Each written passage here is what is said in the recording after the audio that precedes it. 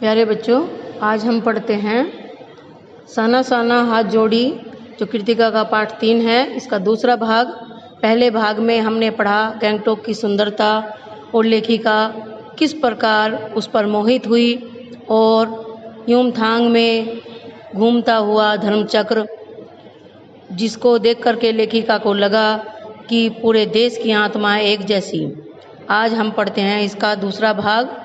देखिए, इस बिखरी असीम सुंदरता का मन पर यह प्रभाव पड़ा कि सभी सैलानी झूम झूम कर गाने लगे। सुहाना सफ़र और ये मौसम हंसी, ये गाना गा रहे थे। पर मैं मौन थी, किसी ऋषि की तरह शांत थी। मैं चाहती थी कि इस सारे परिदृश्य को अपने भीतर भर लूं, पर मेरे भीतर कुछ बूंद बूंद पिघलने लगा था।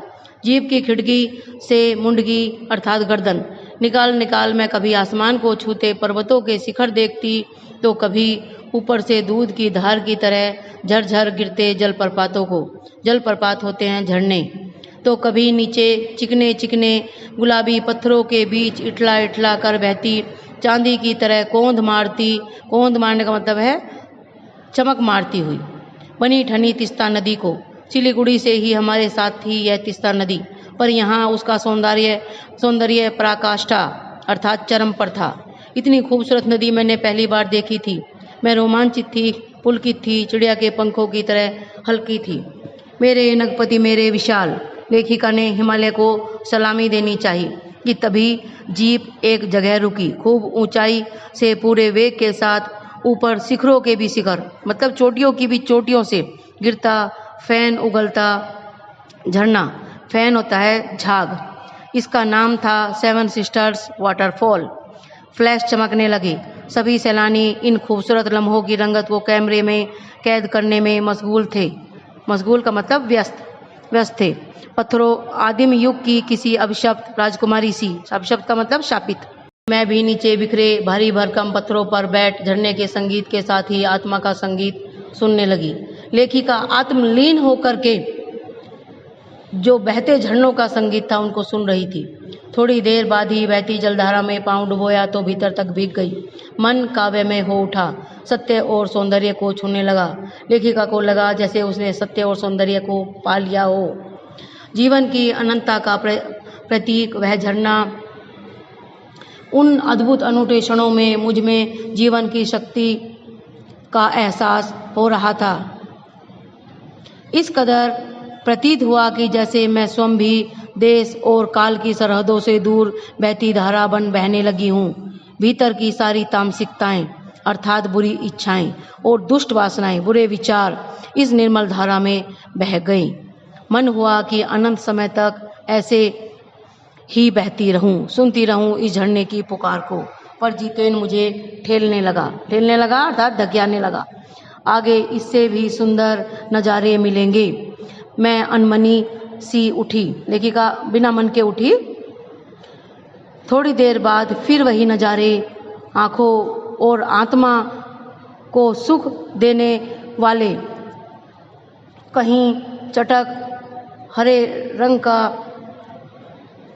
कालीन ओढ़े नजर आ रहा था हिमालय, तो कहीं हल्का पीलापन लिए, कहीं पलस्तर उखड़ी दीवार की तरह पथरीला। और इन लाइनों का प्रयोग बच्चों पल पल परिवर्तित होते हिमालय वाले क्वेश्चन में भी आप लोग कर सकते हैं।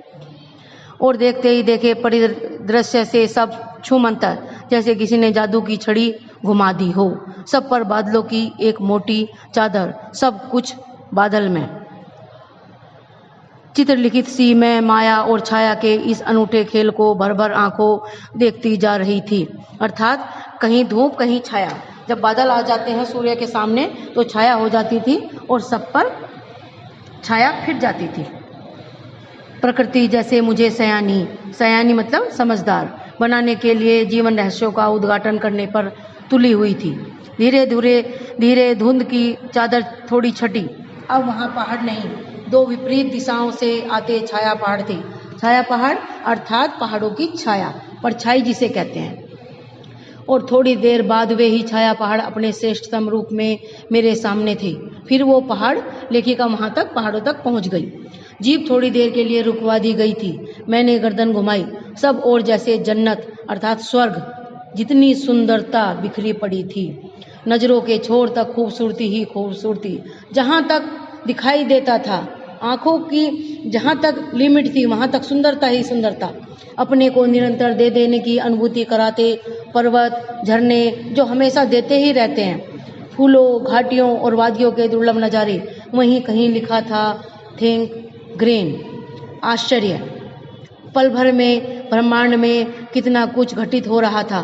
सतत प्रवाहमान लगातार बहते हुए झरने, नीचे वेग से बहती तीस्ता नदी, सामने उठती धुंध, ऊपर मंडराते आवारा बादल, मध्यम मध्यम मतलब होले होले या धीरे धीरे, हवा में हिलोरे लेते प्रियता और रोडोडेंड्रो के फूल, ये फूलों की प्रजातियां हैं, सब अपनी अपनी लय तान और प्रवाह में बहते हुए चेरवेती चेरवेती अर्थात चलते रहो। और समय के इसी सतत प्रवाह में तिनके सा बहता हमारा वजूद अर्थात व्यक्तित्व। पहली बार एहसास हुआ जीवन का आनंद है यही चलायमान सौंदर्य। ये लाइन बच्चों बोर्ड में प्रश्न के रूप में आ चुकी है। और चलायमान सौंदर्य, इस लाइन में आपको इससे ऊपर वाला जो ऊपर वाले अनुच्छेद में जो लेखिका ने बताया कि जो चलती हुई सुंदरता है उसका वर्णन आपको करना है। संपूर्णता के उन क्षणों में मन इस बिखरे सौंदर्य से इस कदर एकात्म हो रहा था कि भीतर बाहर की रेखा मिट गई थी, आत्मा की सारी खिड़कियां खुलने लगी थी। मैं सचमुच ईश्वर के निकट थी। सुबह सीखी प्रार्थना फिर होठों को छूने लगी थी। साना साना हाथ जोड़ी कि तभी वह अतीन्द्रिय संसार खंड खंड हो गया। वह महाभाव सूखी टहनी सा टूट गया। दरअसल मंत्रमुग्ध सी मैं तंद्रिल अवस्था में ही थोड़ी दूर तक निकल आई थी कि अचानक पांव पर ब्रेक सी लगी, जैसे समाधिस्थ भाव में नृत्य करती किसी आत्मलीन नृत्यांगना के नुपुर अचानक टूट गए हों। जैसे समाधि में लीन कोई नृत्यांगना नृत्य कर रही है और अचानक उसके घुंघरू टूट जाएं तो उसके पैर थम जाएंगे, उसी प्रकार लेखिका रुक गई, उसकी तंद्रिल अवस्था टूट गई। मैंने देखा इस अद्वितीय सौंदर्य से निरपेक्ष कुछ पहाड़ी औरतें पत्थरों पर बैठी पत्थर तोड़ रही थी। जो हिमालय को देख करके उसकी सुंदरता का अंदर से भाव उत्पन्न हुआ था, प्रसन्नता का भाव, वो उन पत्थर तोड़ती महिलाओं को देख करके टूट गया। उठे आटे सी कोमल काया पर हाथों में कुदाल और हथौड़ी, कईयों की पीठ पर बंधी डोको एक बड़ी टोकरी होती है जिसमें पहाड़ी ने अपने बच्चों को रख लेती है। कुछ कुदाल को भरपूर ताकत के साथ जमीन पर मार रही थी। इतने स्वर्गीय सौंदर्य, नदी, फूलों, वादियों और झरनों के बीच भूख, मौत, दैन्य होता है गरीबी और जिंदा रहने की यह जंग, मातृत्व और श्रम साधना साथ साथ। ये लाइन भी बोर्ड में प्रश्न बन करके आ गई है। मातृत्व, माता का फर्ज निभाते हुए बच्चों को संभालना और आजीविका के लिए श्रम साधना अर्थात मेहनत करना, दोनों एक साथ। वहीं पर खड़े बीआरओ बोर्ड रोड ऑर्गेनाइजेशन के कर्मचारी से मैंने पूछा यह क्या हो रहा है। उसने जुहलबाजी के अंदाज में व्यंग के रूप में बताया कि जिन रास्तों से गुजरते हुए आप हिमशिखरों मतलब बर्फ के पहाड़ों से चोटियों से टक्कर लेने जा रही हैं, उन्हीं रास्तों को ये पहाड़ी ने चौड़ा बना रही हैं। बड़ा खतरनाक कार्य होगा यह। मेरे मुंह से एक समात निकला। वह संजीदा हो गया, कहने लगा, पिछले महीने तो एक की जान भी चली गई थी। बड़ा दुसाध्य कार्य है पहाड़ों पर रास्ता बनाना, दुसाध्य जिसे आसानी से साधा न जा सके अर्थात पूरा न किया जा सके।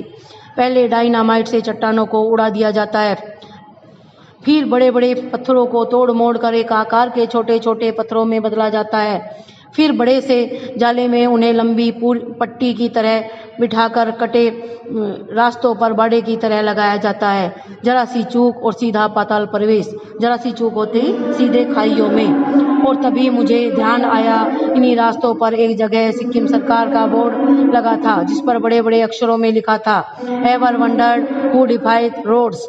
आप ताज्जुब करेंगे पर इन रास्तों को बनाने में लोगों ने मौत को झुठलाया था। एकाएक मेरा मानसिक चैनल बदला।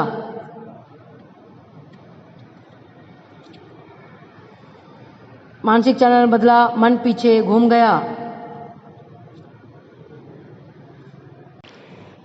इसी प्रकार एक बार पलामू और गुमला के जंगलों में देखा था, पीठ पर बच्चे को कपड़े से बांधकर पत्तों की तलाश में वन वन डोलती आदिवासी युवतियां। उन आदिवासी युवतियों के फूले हुए पांव और इन पत्थर तोड़ती पहाड़ियों के हाथों में पड़े हुए ठाठे एक ही कहानी कह रहे थे। तो बच्चों, इस वीडियो में इतना ही, शेष अगली वीडियो में। धन्यवाद।